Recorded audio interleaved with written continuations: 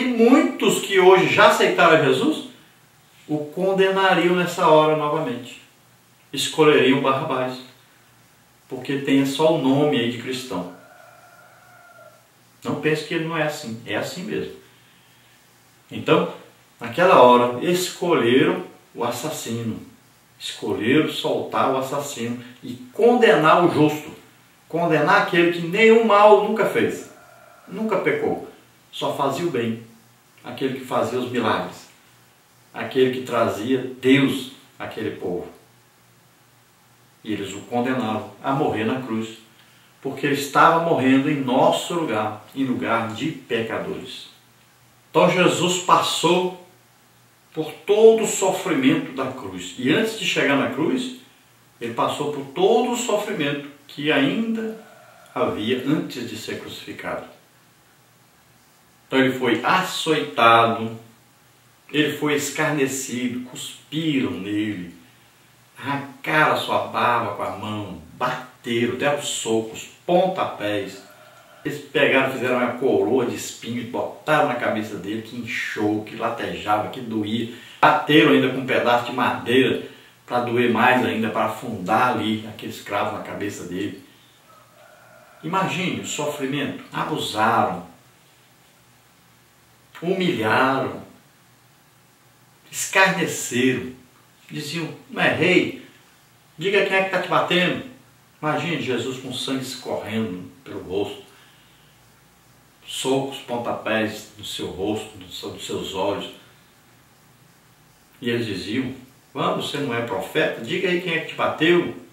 Imagine a humilhação. Gente, era Deus mesmo. Veja o amor de Deus para com os homens, que Jesus não odiou aqueles homens.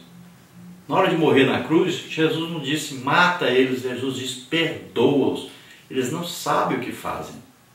Ele os amou até o fim. Veja o amor. Quantas vezes você, qualquer coisinha, qualquer sofrimento, qualquer perseguição, qualquer coisinha reclama, chora, se lamenta, briga, se revolta até contra Deus. Imagine o que Jesus passou sem reclamar de nada. Passou em nosso lugar. Tópico 2, então, significado. Para muitos críticos, Jesus não passou de um mártir, como foram tantos outros líderes judeus que viveram antes dele. Todavia, a teologia lucana depõe contra essa ideia. O que se espera da morte de um mártir não pode ser encontrado na narrativa da morte de Jesus. Para Lucas, Jesus morreu vicariamente pela humanidade. A relação que Lucas faz do relato da paixão com a narrativa do servo sofredor de Isaías 53 mostra isso. O servo sofredor, Jesus, justifica a muitos. O caráter universal da salvação presente em Isaías 53 aparece também em Lucas. Jesus, portanto, é o servo sofredor que se humilha até a morte de cruz, mas é exaltado e glorificado por Deus pela obra que realizou. Então, para muitos, na maneira humana de ver as coisas e analisar as coisas, eles acham que Jesus foi mais um mártir, mais um dos que tantos houveram em Israel, né? Aí eles citam lá os macabeus, né?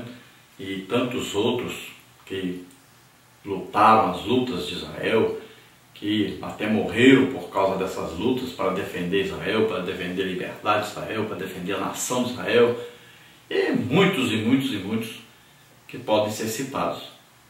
Mas Jesus não foi nada disso. Jesus, primeiro, não empregou nenhuma luta armada contra ninguém. Jesus também não morreu por uma nação só, nem por poucas pessoas, mas ele morreu por toda a humanidade. E ele não morreu lutando por essas pessoas. Não, ele decidiu, ele tomou a decisão de morrer no lugar das pessoas. E ele levou pecado, doença e enfermidade sobre ele, de toda a humanidade. Não é como um mártir aí, um herói, nada disso. Ele não estava ali empregando uma luta armada contra o governo romano, contra judeus, nada disso. Ele estava pregando o reino de Deus, o reino espiritual. Então não tem nada a ver com mártir e com herói. E também nós devemos nos lembrar que Jesus é o único homem que nasceu na terra que veio, pegou sobre ele os nossos pecados, nossas enfermidades, nossas dores, doenças, morreu na cruz, mas ele ressuscitou. Todos aí que apareceram, que se destacaram na face da terra, morreram, seus ossos foram colocados lá, apodreceram, seus ossos estão lá no sepulcro, ficaram lá. Mas Jesus é o único que, se você for lá onde ele foi sepultado, você não vai vê-lo, não tem osso nenhum lá. Ele ressuscitou, está vivo. Não existe outro que aconteceu com ele isso. Você pode pegar toda a humanidade, você não vai ver. Não existe nenhum outro que morreu e que ressuscitou. Não que ressuscitou para morrer de novo, mas ressuscitou para ir para o Pai, para a glória. Não existe outro. Glória a Deus, aleluia. Então, nosso Jesus Cristo está vivo para todo sempre. E nós vamos nos encontrar com Ele, brevemente. Aguarde, seja vigilante, para nesse dia glorioso nós estarmos com Ele para sempre. Já já Ele vem nos buscar, no arrebatamento da igreja, Ele vem nos buscar para estarmos com Ele para sempre. Glória a Deus. A conclusão diz aí, é um fato histórico que Jesus foi condenado pelos líderes religiosos e executado pelas leis romanas. Todavia, devemos lembrar de que a causa primeira que levou Jesus de fato à cruz foram os nossos pecados. Isaías 53:5.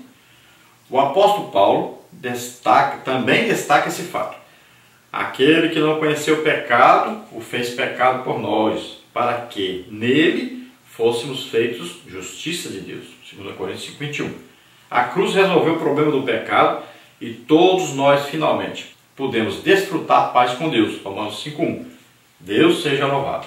Olha, Isaías 53:5 diz, mas ele foi ferido por causa das nossas transgressões e moído por causa das nossas iniquidades. O castigo que nos traz a paz estava sobre ele e pelas suas pisaduras fomos sarados.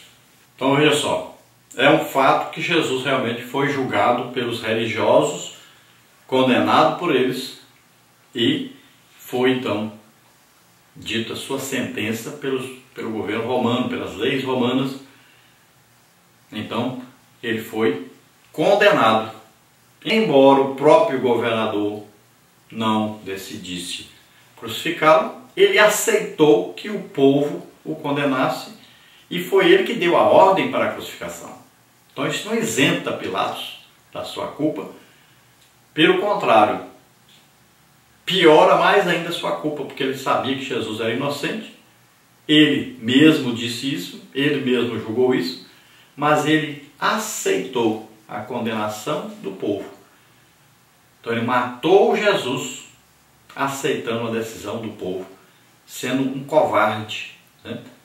Sendo alguém que não poderia, mesmo tendo a autoridade para fazer o que quisesse. Mas ele se corrompeu, ele aceitou a decisão do povo, sabendo que estava errado.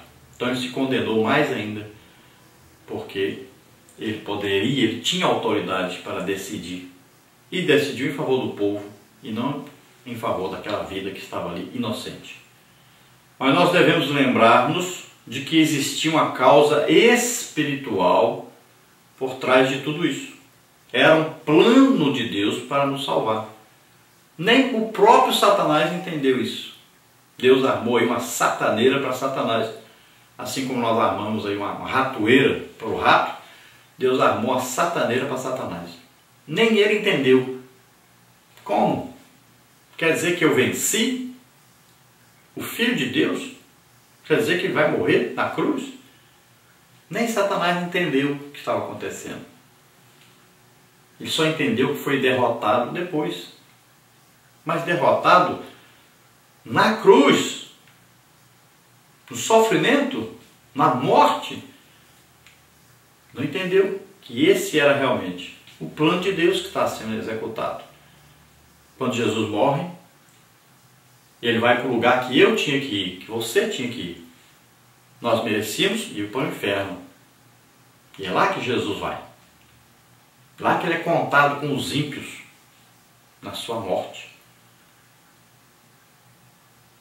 É lá que eu deveria ir. É lá que ele foi no meu lugar. Ele levou os meus pecados sobre ele. Ele levou a minha condenação sobre ele. Ele me substituiu.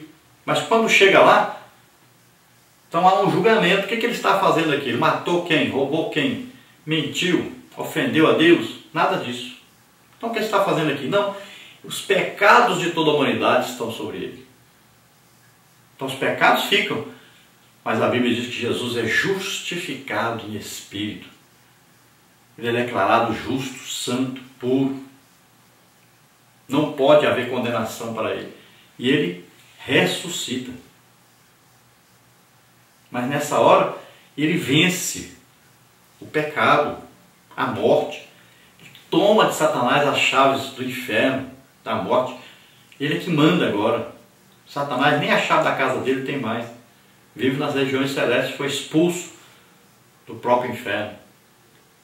Por isso que a Bíblia diz, a porta que Jesus abre, ninguém fecha. Que ele fecha, ninguém abre.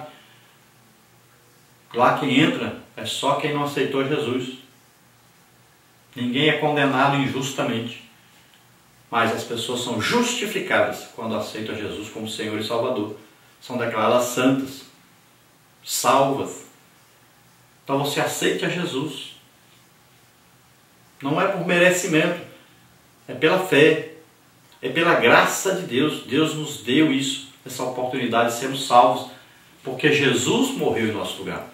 Não é porque nós fizemos alguma coisa, não é porque nós merecemos alguma coisa. Ele nos oferece de graça a oportunidade de sermos salvos. Basta você acreditar nisso, aceitar Jesus como Senhor e Salvador. E você é salvo, perdoado de todos os seus pecados. Seu nome é escrito lá no livro da vida, lá no céu. Acabou, é uma vida nova. Então foi assim que Jesus venceu o pecado. Para que todo aquele que acreditar nisso, aquele que confessar Jesus como Senhor e Salvador, seja salvo. Romanos 10 diz, olha, se com a tua boca confessares ao Senhor Jesus, em teu coração creres que Deus o ressuscitou dos mortos, vocês também é salvo. Mateus 10,32 diz, portanto, todo aquele que me confessar diante dos homens, eu confessarei diante de meu Pai que está nos céus. Olha bem. Então confesse agora Jesus como Senhor e Salvador, se arrependa do seu pecado, peça perdão a Deus e você vai ser salvo agora. Nós vamos orar agora. Aproveite a oportunidade que Deus está dando a você. Vamos orar juntos. Receba agora a salvação, o perdão dos seus pecados. Creia, Jesus levou sobre ele todos os seus pecados, todas as suas doenças, todas as suas enfermidades, tudo de ruim que você tem, Jesus levou. E você agora pode receber o perdão e começar uma vida nova. Vamos orar juntos agora. Pai querido, em nome de Jesus,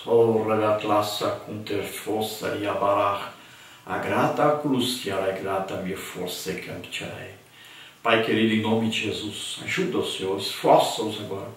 Ó Pai querido, em nome de Jesus, revela a eles, Senhor, a justiça, revela a eles, Pai, o juízo, revela a eles agora a tua misericórdia, o teu perdão, Senhor. Convence-os agora, o Espírito Santo, do pecado, da justiça, do juízo. Ó Senhor, ajuda-os agora a chegar à salvação, que eles creiam que Jesus Cristo veio morrer em nosso lugar, levar os nossos pecados, enfermidades e doenças sobre ele. Que eles sejam agora curados, que eles sejam agora salvos, perdoados, em nome de Jesus. Oh, Radachai Cantaserei, recebe em nome de Jesus a misericórdia de Deus, o perdão de Deus, a salvação, em nome de Jesus. Recebe também cura, em nome de Jesus. Amém. Glória a Deus.